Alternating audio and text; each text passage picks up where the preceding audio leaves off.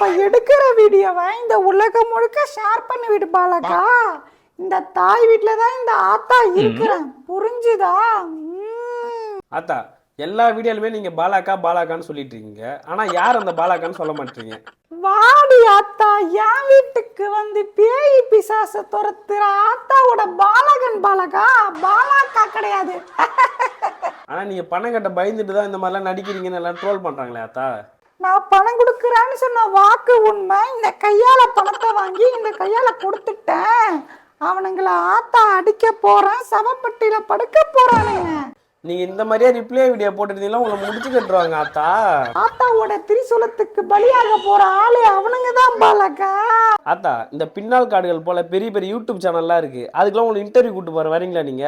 மொத்தமா பாடையை கட்டுறதுக்கு பிளான் பண்ற பாலகா நீ.